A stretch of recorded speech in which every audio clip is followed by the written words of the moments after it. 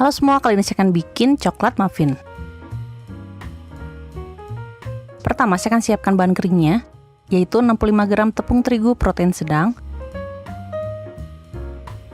Tambahkan 15 gram coklat bubuk. Untuk pengembangnya di sini saya pakai 1/4 sendok teh baking powder dan 1/3 sendok teh baking soda. Tambahkan juga sejuput garam untuk menyeimbangkan rasa.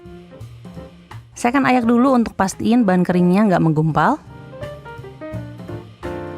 Campurkan dan sisihkan dulu.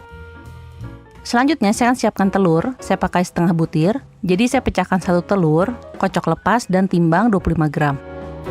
Tambahkan 45 gram gula. Ini bisa juga diganti dengan brown sugar. Kocok sebentar sampai tercampur rata. Tambahkan 60 gram Greek yogurt tawar, 20 ml susu,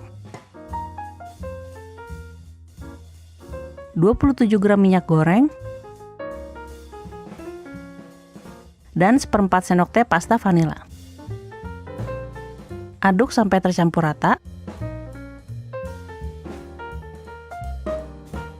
Lalu tuangkan ke bahan keringnya. Dan aduk sampai tercampur rata.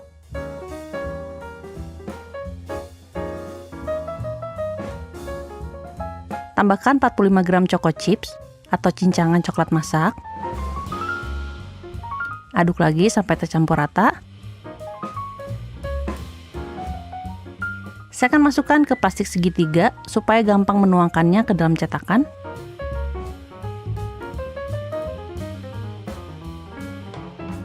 Selanjutnya semprotkan aja ke cupcake case. Saya pakai yang mini. Satu resep ini bisa dapat 6 cup. Saya akan ratakan dengan tusuk sate. Dan hentakan loyang untuk menghilangkan gelembung berlebih. Panggang di suhu 180 derajat Celcius selama 10-15 menit. Nah, ini udah mateng. Saya akan tusukkan tengahnya untuk memastikan udah mateng.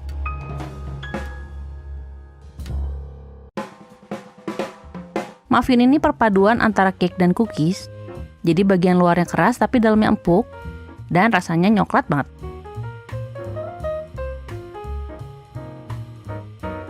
Oke semua, makasih udah nonton video ini. Selamat mencoba dan sampai ketemu di video berikutnya.